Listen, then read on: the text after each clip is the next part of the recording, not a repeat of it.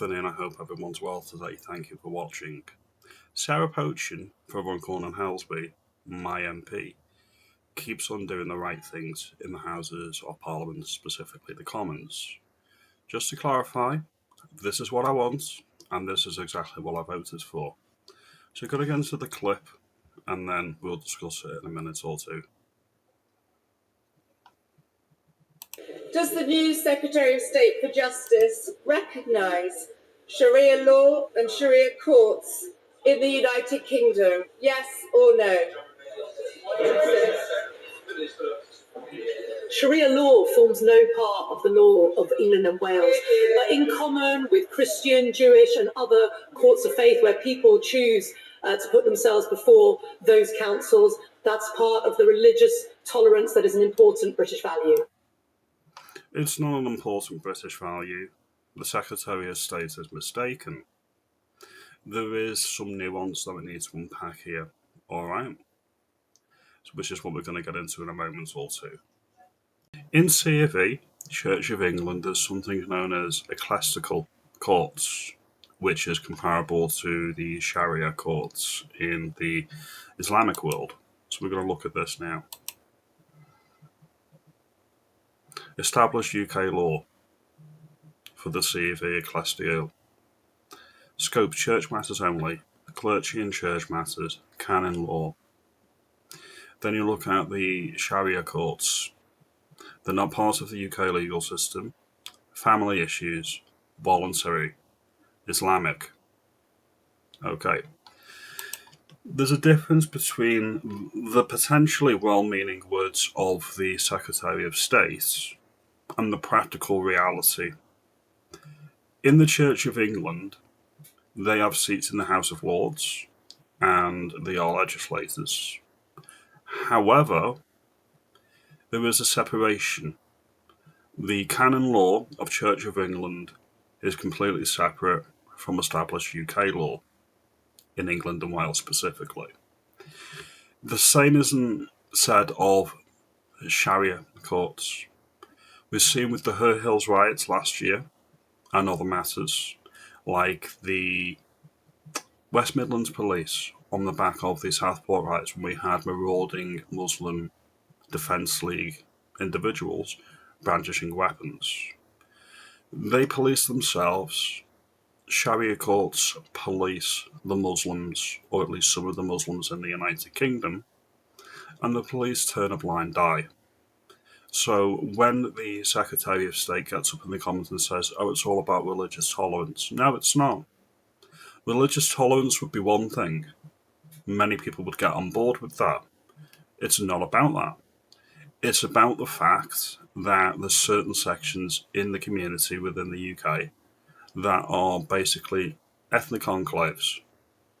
So we're going to get into the second clip just to remind ourselves of what actually happened last year after the Southport riots, and this is one of the West Midlands Police, and this is what he has to say about the whole situation. Was there such a low-key, should we say, police presence? Because, I mean, clearly your officers were there, but they were not visible, and yet there were an awful lot of people out, and an awful lot of people who were armed with various weapons.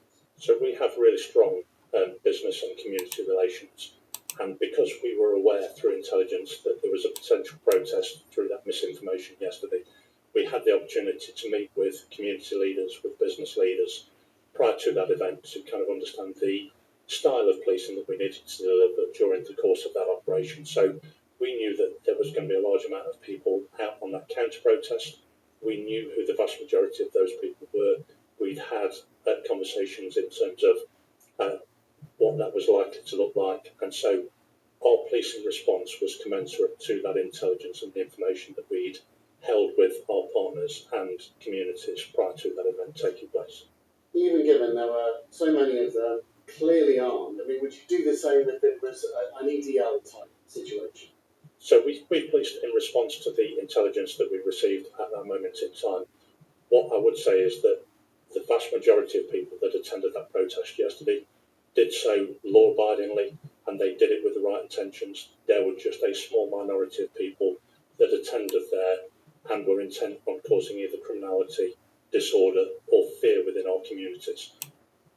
We'll leave that on that suspect image. The police essentially say they can judge somebody's actions and infer their intentions. That's not for him to decide. It's for the courts to decide, and it's for a jury of peers to decide. It's not for the police to take a judgment call. Oh, well, we're not going to intervene. Their heart is in the right place. That's two-tier society. Because if you look at the white man, if you look at the white Christian, if he was walking down the street brandishing, I don't know, a sawn-off shotgun, or brandishing a baseball bat or a cricket bat in a riot, the police would intervene.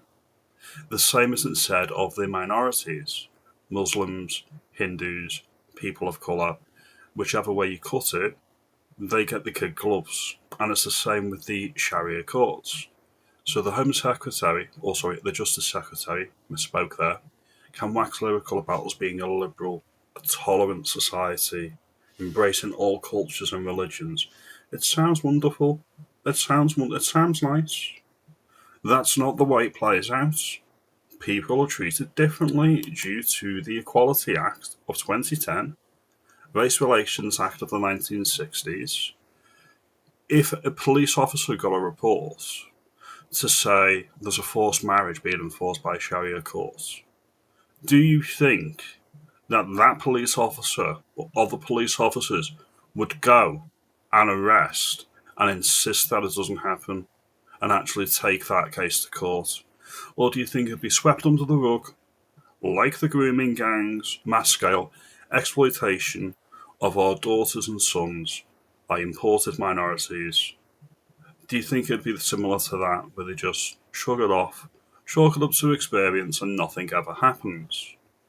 Abolish the Equality Act, abolish the Race Relations Act, get rid of the College of Policing, get rid of the Supreme Court, re-establish the law lords, and then maybe, just maybe, we can talk about religious tolerance. Because at the moment, the balance is skewed to protect people that have no respect for our laws, which is why you can get hate preachers on the streets calling for jihad, and the police will intervene and say, well, there's many interpretations of that word. We can't be sure what they mean.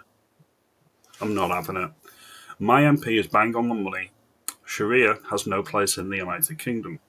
Or shall I say, at least no place in the United Kingdom, given our legal setup and the way that certain religions and minorities are given a free reign, essentially.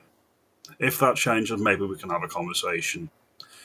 If you like this video, give me a like and subscribe, comment, share, and let me know. Do you think it was the risk of offending minorities that resolved that child protection issue in Her Hills in Leeds last year? We had a single child taken into protective custody because there were safeguarding issues. The local communities, the peaceful minority communities, had mostly peaceful riots and nothing actually happened. None of them were arrested. Local politicians were there taking part in the riots, like one of the co-leaders of the Green Party. Nothing happened. Nothing happened to them. Anyway, just something to think about. Have a good day and thank you for your time.